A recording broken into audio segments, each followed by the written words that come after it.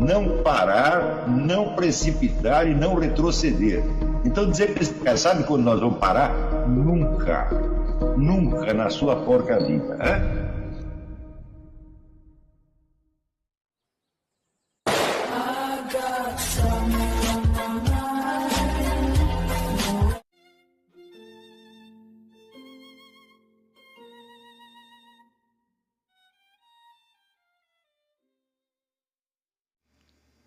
E aí pessoal, tranquilo? Então vem aqui antes do vídeo começar, pedir para vocês se inscreverem, quem não for inscrito, compartilhar, curtir, comentar. Quem puder seja membro do canal, que isso ajuda bastante. Tem também o link do Apoia-se. Quem puder ajudar nosso canal e apoiar financeiramente vai ser muito bem-vindo. Mas o mais importante é transmitir o conteúdo e os conhecimentos do professor Olavo de Carvalho para mais e mais brasileiros. Então compartilhe e ajude aí nossa causa. Muito obrigado a todos os membros, apoiadores do canal. Fico muito feliz. Tenho certeza que a gente está no caminho certo. Então fiquem com o vídeo e até mais. Valeu! O que eu gostaria de explicar nessa aula são algumas das condições socioculturais nas quais vocês terão de exercer a sua atividade intelectual no Brasil. Quer dizer, é um panorama que vocês têm que conhecer muito bem desde já, porque é ali que vocês vão viver, né? E isto será, vamos dizer, o cenário das suas vidas. Para entrar neste assunto, nós temos que dar primeiro uma ideia do que é alta cultura, para nós podermos entender como é que esta questão se coloca no Brasil de hoje. Muito bem. À medida que o ser humano vai se desenvolvendo a partir do seu nascimento, ele passa vai atravessando uma série, vamos dizer, de conquistas ou de apropriações da linguagem. Linguagem no sentido mais amplo possível, não só linguagem verbal. Tá certo? Quer dizer, toda apreensão e, vamos dizer, domínio de signos e significados.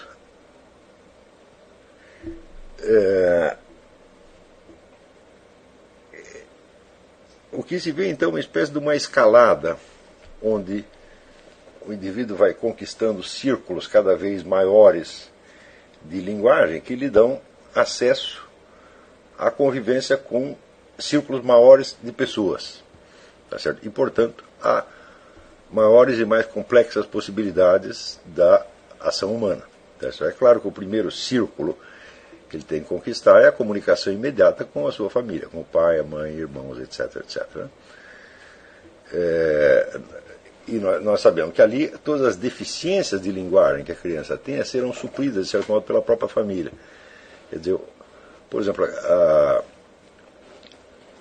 a criança que chora porque ela quer alguma coisa e ela não consegue dizer o que é, os pais fazem um esforço para entender, e às vezes, frequentemente, acabam adivinhando. Então, não é propriamente ela que domina a linguagem. Né? Quer dizer, existe um sistema, existe em torno dela um sistema de amortecedores que visa facilitar a comunicação dela, vamos dizer, por um esforço a mais do receptor, né, e não do emissor da informação. É claro que esse sistema de amortecedores ele vai diminuindo à medida que o tempo passa. Né? Quer dizer, à medida que você cresce, espera-se que você mesmo domine a sua linguagem sem que os outros tenham que facilitar a sua expressão. Né? E assim por diante. Depois o indivíduo começa a ter amiguinhos, vai para a escola, e ele vai tendo que conquistar um repertório, não só um repertório, mas um sistema de signos cada vez maior e cada vez mais organizado, cada vez mais flexível e cada vez mais eficiente.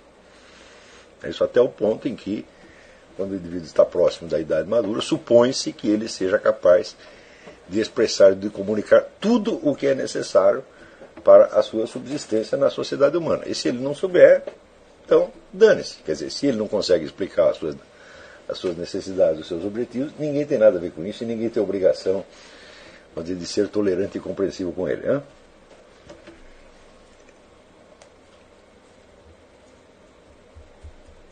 Então, no período da adolescência, onde a convivência, o foco da convivência do indivíduo vai sendo transferido da família para o grupo das pessoas dos seus coetâneos, das pessoas da mesma idade, então, surge uma dificuldade quer dizer, extrema, que pode chegar a ser muito dolorosa em certas circunstâncias, que é, vamos dizer, a da conquista da aprovação pelo meio social. Quer dizer, você tem que ser aceito pelos seus professores, você tem que ser aceito pelos vários grupos de alunos, tá certo? E a aceitação depende de que as pessoas te sintam como um semelhante, te sintam como alguém que fala a mesma língua deles, que quer as mesmas coisas. Em tudo isso, né, vigora sempre a definição de Santo Tomás de Aquino, da amizade como idem vele idem nole, quer dizer, querer as mesmas coisas e rejeitar as mesmas coisas. Se o que você quer é aquilo que eu quero, se o que você rejeita é o mesmo que eu rejeito, então você é meu amigo, você faz parte do meu grupo, etc, etc. Então, por exemplo, aqui nos Estados Unidos é muito comum ver como a sociedade criou uma série de mecanismos para facilitar esta integração, porque a formação dos grupos de amigos aqui se dá, sobretudo, vamos dizer, pelas afeições comuns que as pessoas têm a certas atividades. Como, por exemplo, né, tem um clube de debates, tem um clube de música, tem, né, um clube de roqueiro, né, tem um clube de punks, etc, etc. Então você logo, como diz, encontra a sua turma. Tá certo? Encontrar a turma significa você adquirir uma linguagem que seja a mesma deles. Isso aí não é fácil. Você vê que às vezes pessoas que no aprendizado propriamente escolar podem ir até muito mal, às vezes revelam uma habilidade extraordinária nesse sentido. Quer dizer, quando elas tomam contato com um novo grupo social, elas assimilam facilmente a linguagem daquele grupo e se integram ali facilmente, né? O que levou esse pessoal das inteligências múltiplas a reconhecer aí uma forma específica de inteligência, quer dizer, uma habilidade específica, que é a habilidade que eles chamam de inteligência social. Não é isso? Então, essa inteligência social, umas pessoas têm a mais, outras têm a menos, né? E, com frequência, um indivíduo que vai muito bem nas matérias escolares, em matemática ou em línguas, ele pode ser péssimo nisso aí. Quer dizer, ele consegue, por exemplo, aprender uma língua se você a ensina, vamos dizer, pela gramática, por exercício, etc, etc. Mas ele não consegue aprender aquele código complexo de conduta dentro daquele grupo, então ele se integra mal ali. Tá certo? Então, esta conquista da aprovação dos grupos sociais, sobretudo do grupo dos coetâneos, é um elemento básico da personalidade humana. Quer dizer, um indivíduo pode, vamos dizer, simplesmente se desgraçar se ele não conseguir passar com certo êxito por esta etapa. Então ele pode ficar o que a gente chama de sujeito socialmente desajustado, quer dizer, alguém cujo nível de comunicação com os seus coetâneos não é adequada. Não é isso? Entra aí também, vamos dizer, a comunicação com a autoridade, quer dizer, com a sociedade no sentido, vamos dizer, da hierarquia de comando também. Não é isso? O que significa também, vamos dizer, a apreensão do sistema de leis vigentes. Claro que todo grupo tem as suas leis, mas essas leis em geral são tácitas, quer dizer, não são declaradas, né? Agora, existem as leis que foram, vamos dizer, aprovadas pelo parlamento, leis que oficialmente são vigentes e que você é obrigado a cumprir. Note que o conhecimento que as pessoas têm dessas leis é extremamente precário. Se você interrogar um cidadão brasileiro, por exemplo, sobre o Código Penal, ele não tem a menor ideia de quais são, vamos dizer, os delitos previstos no Código Penal. Né? Perguntar sobre o Código Civil, seus direitos e deveres, o sistema de propriedades, o pessoal em geral não sabe quase nada a respeito disso. Aqui nos Estados Unidos sabe um pouco mais, mas mesmo assim, a distância que existe entre os conhecimentos que o cidadão usualmente dispõe e a totalidade do sistema legal vigente é uma diferença assim, abissal. Quer dizer, as leis, hoje em dia já se contam as centenas de milhares, né? E ninguém tem o controle disso, nem mesmo os profissionais que lidam com isso, os advogados, juízes, etc., promotores, etc., eles também não têm conhecimento do sistema integral das leis. No entanto, continua, né, em vigor aquela máxima, aquele preceito de que ninguém pode jamais alegar o desconhecimento da lei. Quer dizer, que se você infringe uma lei e diz que a infringiu porque não a conhecia, isso não é considerado uma desculpa válida. Quer dizer, há o princípio de que o cidadão tem a obrigação de conhecer as leis, mas, ao mesmo tempo, esta obrigação é impossível de cumprir porque as leis são em número demasiado. Então, isto aí, por sua vez, contraria outro princípio do direito, que é o princípio de que ninguém é obrigado ao impossível, ad impossibilia nemo tenetur. Quer dizer, se você é obrigado a conhecer as leis, mas o conhecimento das leis é praticamente impossível, então você está sendo obrigado ao impossível. Então aí você tem um loop lógico, né? Você é obrigado a uma coisa, mas ela ao mesmo tempo é impossível. Tá certo? E você, por sua vez, não pode alegar essa impossibilidade. Né? Então, basta isso para você ver como a integração do cidadão na sociedade hoje pode ser uma coisa bastante complicada.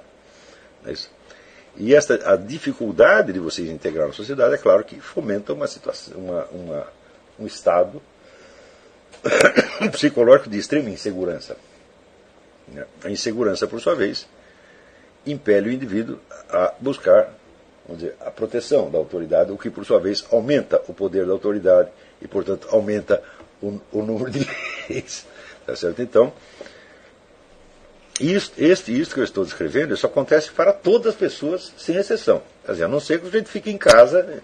Não? Digo não. O Bob Hope, aquele cômico americano, que escreveu um livro de memórias chamado Nunca Saí de Casa. Assim, mas o que o sujeito tem para contar?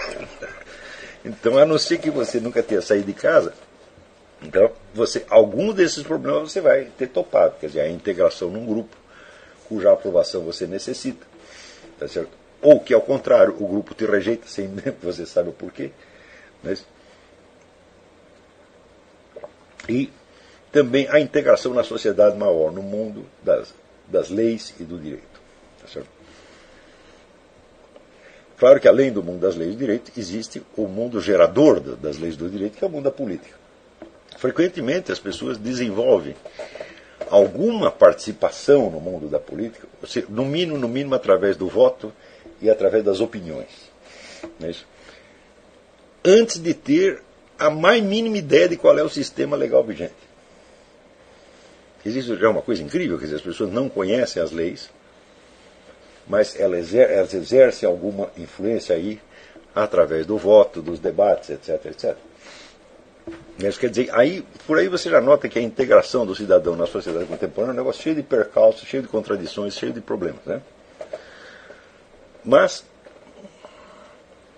vamos dizer, justamente no período que vai da adolescência até a primeira mocidade, digamos, sei lá, dos 12 até os 21, 22 anos, é o período onde o seu meio fundamental deixa de ser a sua casa, a sua família, e se torna a sociedade maior. Então, é justamente nessa fase que aparece o problema da integração ou da adaptação social do sujeito. Né? Note que o conceito, por exemplo, dos inadaptados, dos desajustados, marginais, etc., etc., também, quer dizer, é relativo, porque o marginal também está integrado em algum grupo. Quer dizer, um sujeito que vamos dizer, está totalmente fora das leis, que está sendo perseguido pela polícia, etc., etc., ele não está socialmente desajustado, porque ele está perfeitamente ajustado, digamos, dentro do grupo dos narcotraficantes, ou dos batedores de carteira, ou do sei lá o quê. Então, quer dizer, ninguém existe sozinho. Quer dizer, a existência humana, ela se dá através de uma trama, né, de relações que implica, então, vamos dizer, expectativas, aprovação, desaprovação, né, isso simpatias, antipatias, etc. E nós temos que lidar com isso 24 horas por dia. Não é isso? Então, qualquer atividade humana implica sempre uma expectativa quanto às reações que as pessoas em torno vão ter a respeito daquilo. Tá certo? E se você não tem isso, você não tem o conhecimento disso, você está completamente desorientado. Quer dizer, você ser capaz de prever até certo ponto as reações das pessoas às suas ações e palavras é a condição sine qua non para você viver em sociedade humana. Então você imagina a quantidade de conhecimento que uma pessoa, por mais burra que seja, precisa ter simplesmente para viver em sociedade. Mas é uma quantidade enorme de códigos que ela não seria capaz de expressar verbalmente, mas que ela sabe operar de algum modo. Tá certo? Coisa muito mais complicada, por exemplo, do que você aprender gramática na escola. A diferença é que, vamos dizer, que é um aprendizado puramente, vamos dizer, empírico, e na maior parte dos casos é tácito, é feito, vamos dizer, por impregnação semiconsciente de hábitos. E nós sabemos que tudo aquilo que é aprendido, vamos dizer, sem uma atenção específica, é muito mais fácil do que você aprender com atenção, do que o que você aprende com atenção deliberada, não é isso? Então, por exemplo, quando você aprende a andar de bicicleta, tá certo? Se você tiver que explicar cada um dos movimentos que você fez e quais os movimentos que dão certo, quais que não dão certo, você precisaria escrever enciclopédias inteiras e você jamais chegaria a aprender a andar de bicicleta. Tá certo? Quer dizer que você tem certas impressões, e essas impressões se gravam na sua memória e elas se articulam umas com as outras e você acaba aprendendo o que é para fazer. Tá certo? Esse aprendizado não é totalmente inconsciente, mas o processo do aprendizado é inconsciente. Não é isso? Quer dizer, o que se passou? Como foi que você aprendeu isso? Não dá para você explicar como aprendeu, né? Então, toda esta fase da vida, então, é enormemente problemática. E o que está em questão durante todo esse período não é nenhum problema objetivo, é você mesmo. O seu centro de preocupação é o seu próprio umbigo. Porque você está interessado em saber se as pessoas te aprovam, se o que você fez será bem ou mal recebido. Tá certo? Se você é um sujeito socialmente simpático ou antipático, tá certo? Se você está dentro ou fora do código, e assim por diante. Quer dizer, o foco da preocupação, o problema é você mesmo. Você é um problema ambulante, um problema para você mesmo. Tá certo? Então, durante todo este período, qualquer preocupação que o indivíduo tenha com questões objetivas nunca é direta, passa sempre pela preocupação subjetiva. Por exemplo, se o indivíduo está tentando aprender a jogar futebol, ele tem duas preocupações. Ele quer ser aceito pelo time. Né? Esta é a preocupação primeira. O aprendizado da técnica do futebol é somente, vamos dizer, um meio para isso. Então, o olhar que o sujeito lança sobre as coisas é sempre duplo. Está sempre, vamos dizer, medindo a dificuldade externa e medindo a dificuldade externa em confronto com a sua dificuldade interna, com o seu próprio estado. Tá certo? Mas o objetivo ali de todas as ações é sempre o próprio indivíduo. Ele precisa de algo, ele precisa se integrar neste grupo, ele precisa da aprovação de tais ou quais pessoas, ele precisa que a namoradinha goste dele, e assim por diante. Né? Então isso quer dizer que esse período da adolescência e juventude é um período de subjetivismo atroz. Tá certo? Onde o critério máximo de julgamento de tudo é o meu próprio umbigo. Tá certo? Só quando os problemas básicos da integração social estão resolvidos e já não são mais problema, é que sobra um espaço no HD mental do sujeito para ele pensar em problemas objetivos. E isso acontece quando a situação social do indivíduo se estabiliza de tal modo que ele já tem um domínio dos códigos habituais. Ele não precisa mais pensar nisso. Então, por exemplo, o sujeito agora tem um emprego, então ele sabe o que se espera dele naquele emprego, ele sabe o que ele tem de fazer, tá certo? Ele tem uma família, ele tem um conjunto de obrigações, de desafios que ele tem de enfrentar, e esta atividade se desenrola dentro de um quadro de expectativas sociais que já está estabilizado e que não necessita de uma atenção específica mais, a não ser que aconteça algo de anormal. Por exemplo, o seu chefe mudou. Você tinha um chefe que era assim, assim, assado, de repente chega outro sujeito lá com uma mentalidade completamente diferente. Então cria momentaneamente um desajuste. Tá certo? Se esses desajustes acontecerem a todo momento, você está liquidado, porque você não conseguirá sair da situação de insegurança juvenil. Tá certo?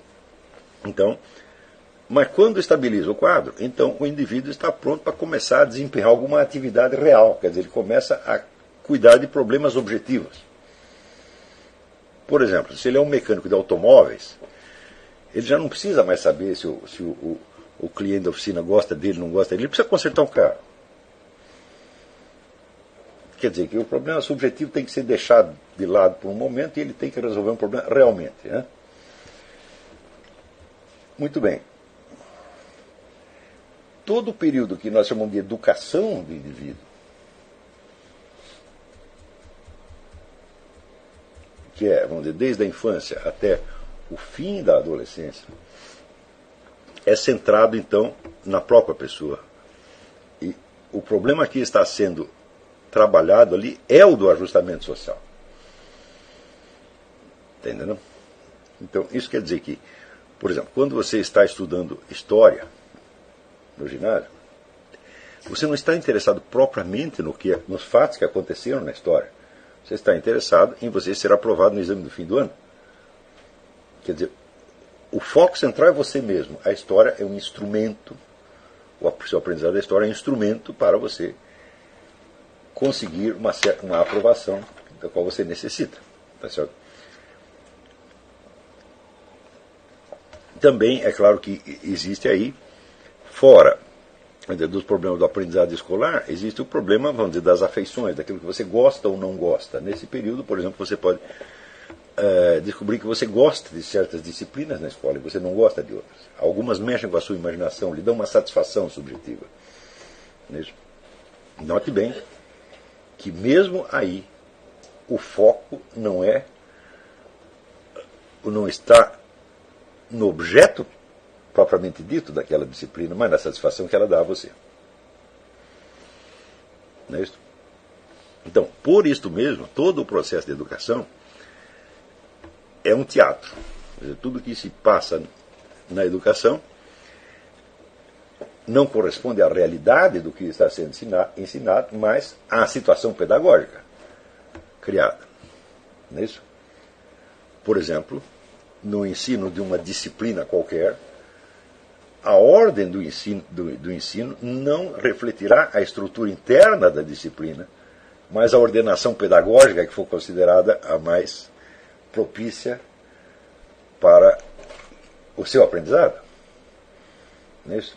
Então, isso quer dizer que coisas que não têm grande importância na estrutura interna da disciplina podem ter importância pedagógica, porque elas são, vamos dizer, mais fáceis de ensinar. Não é isso? Então,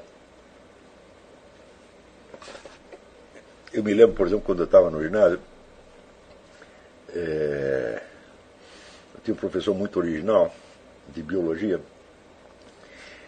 E naquela época estava tendo um problema diplomático entre o Brasil e a França, porque os franceses estavam pescando camarões nas costas brasileiras. Então estava um bafafá.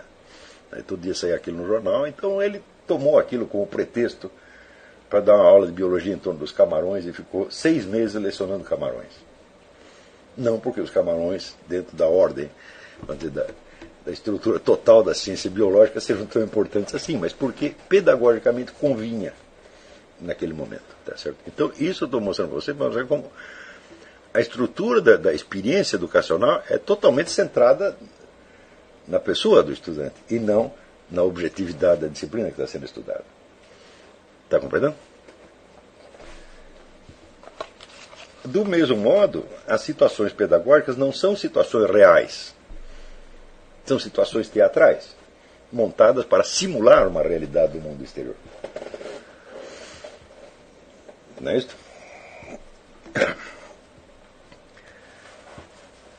Então,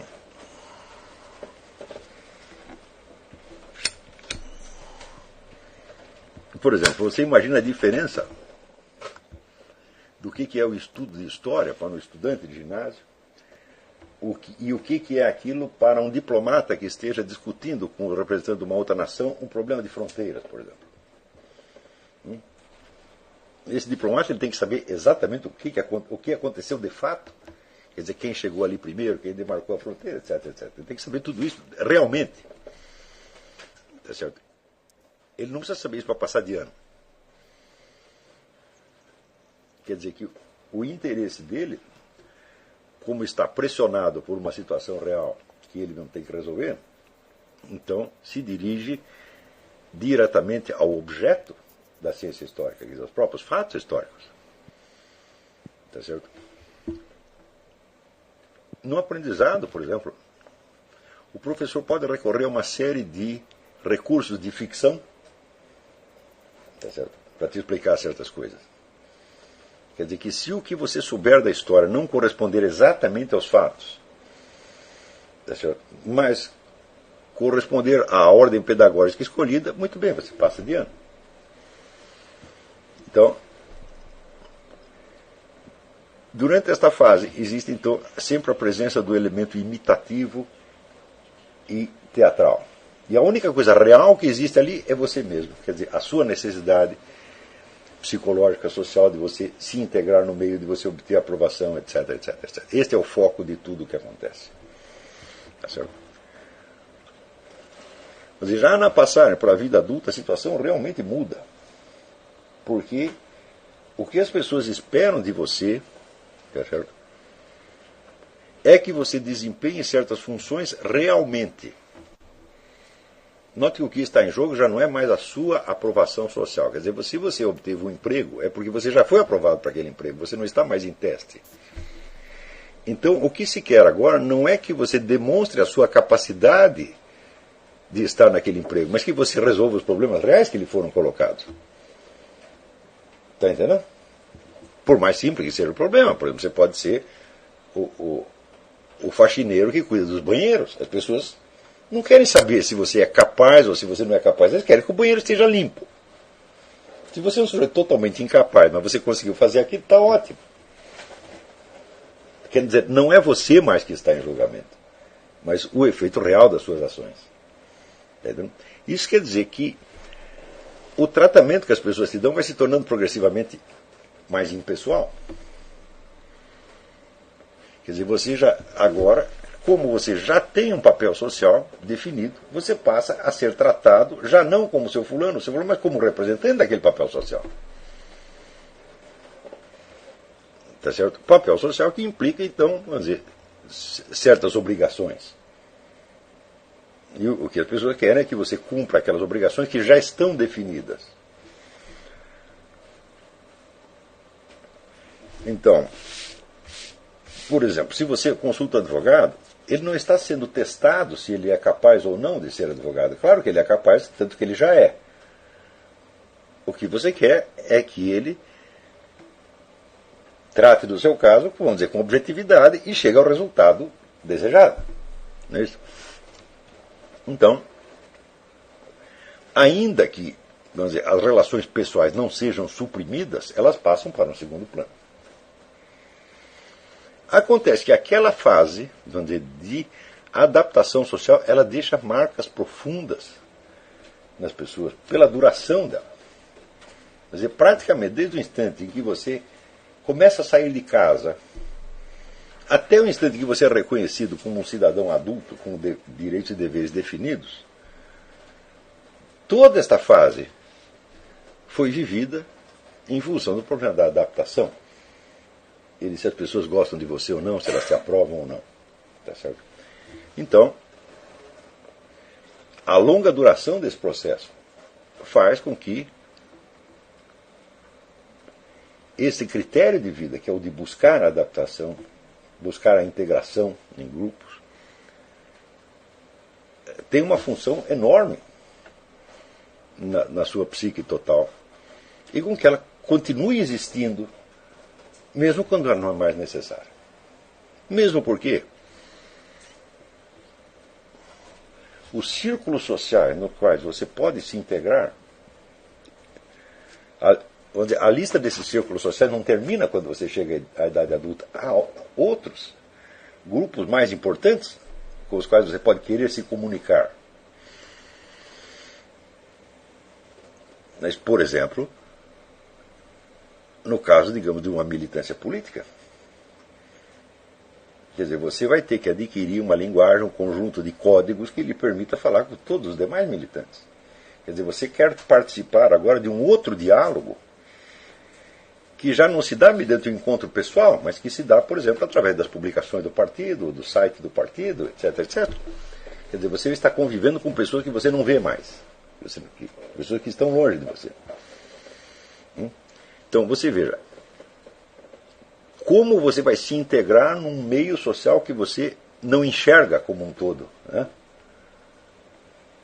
Que só existe para você através da linguagem, falado ou impressa.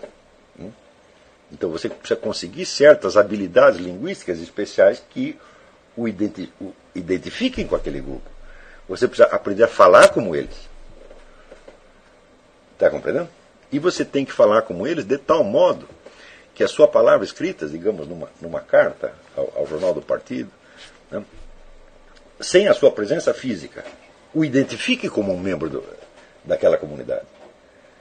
Você vê que essas habilidades não são fáceis de adquirir. Né?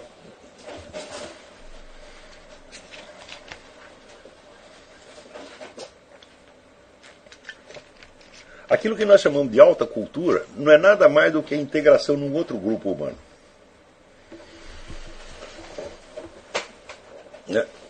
Matthew Arnold definia então a alta cultura como aquilo que se disse e se criou de melhor ao longo dos tempos.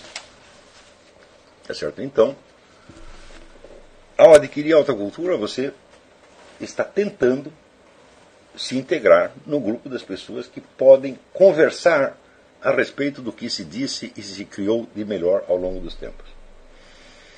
Tá certo? Ora, as pessoas que fizeram isso, elas não estão mais presentes. Por exemplo, se você começa a ler os clássicos, aqui estou lendo Homero, Aristóteles, né, Goethe, etc., eles não estão presentes. No entanto, depois de você ler alguns livros, você começa a perceber que essas pessoas elas frequentemente se reportam umas às outras. Quer dizer, cada uma sabe o que as outras fizeram. E você só pode se considerar um membro desse diálogo na hora que você entende o que eles estão falando. Em que você conhece todo o sistema de interreferências ali. Não é isso? Então, é claro que este aprendizado é extremamente difícil comparado com todos os outros. Não? Primeiro, porque você não tem os personagens presentes para lhe dar os sinais de se você está acertando ou errando. Claro que você pode ter um representante, pode ter, digamos, um professor universitário que te orienta vagamente. Mas, não dizer, toda orientação que você possa receber de um professor é mínima, em face da imensidão dos códigos que você vai ter que adquirir para isso. Esses códigos implicam, por exemplo, o domínio das línguas. Não é isso? Mas o domínio das línguas não é o mais difícil. O mais difícil é o domínio das interreferências. Porque ao longo dos tempos, os grandes escritores, os grandes filósofos, etc., estão continuamente se reportando uns aos outros. Quer dizer, é como se aquilo fosse realmente um diálogo onde todo mundo está sabendo tudo que os outros falaram. Então eles estão continuamente conversando de coisas que para eles são velhas já. E pior, não existe um meio de você graduar isso, porque a conversa já está transcorrendo há milênios. Não tem um jeito de você adquirir isso de pouquinho. Quer dizer, você vai ter que ler muitos livros, né? Pensar muito, etc., antes de você começar a perceber as conexões. Isto quer dizer que a sua entrada no mundo da alta cultura, ela é sempre desastrosa no começo. Ela é sempre feita através de erros monstruosos que você vai cometer. Porque você, por exemplo, vamos supor que o primeiro, né, livro que você vai ler para tentar adquirir uma alta cultura seja, sei lá, você começa a ler Dostoiévski, por exemplo. Né? Você não sabe do que Dostoiévski está falando. Você não sabe quais são as referências dele. Você não conhece nem mesmo, vamos dizer, a sociedade onde eles estavam vivendo, vamos dizer, concretamente, historicamente. Tá certo? E que certamente é um dos elementos que entram nisso. Porque embora ele esteja dialogando com a tradição mundial da literatura, ele está dialogando desde um certo lugar, que ele também tem que levar, um certo lugar, um certo momento, que ele também tem que levar em conta. Então, é claro que o seu entendimento daquela obra será inteiramente subjetivo. Quer dizer, você vai entendê-la em função de referências e de analogias que se referem exclusivamente à sua vida, ao que você conhece, e que pode estar totalmente deslocado, tá certo? Das referências que o autor tinha em vista. Tá certo? Então, é claro que tudo aquilo, todas essas primeiras experiências, elas são sempre baseadas no erro. Quer dizer, numa interpretação subjetivista, por assim dizer, provinciana. Não é isso? É nesse sentido que Jorge Luiz Borges dizia que para entender um único livro é preciso ter lido muitos livros.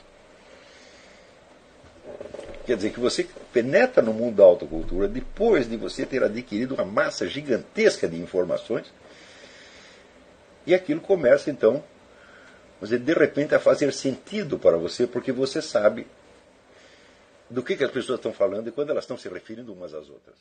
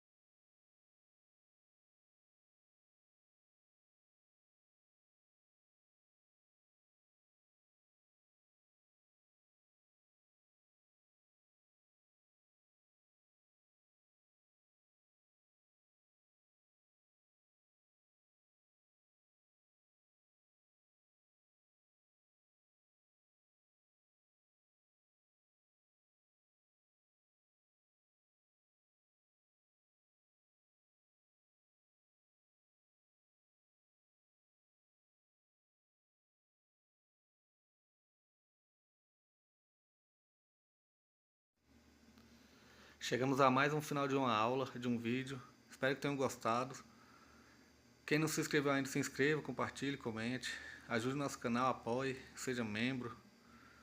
E ajude o nosso canal a chegar a cada dia a mais brasileiros que precisam muito do conhecimento do professor Olavo de Carvalho. Então é isso aí, fique com Deus, até o próximo. Valeu! Então é isso aí, pessoal. Que é o nosso canal. Que são alguns livros que eu já li. A maioria foi doação, mas alguns eu adquiri, professor Olavo de Carvalho. Alguns livros se perderam aí que eu emprestei. Professor Alexandre Costa. A Bíblia Sagrada. 10 lições sobre Karl Marx. Indico a não ler esse livro, que é muito ruim mesmo.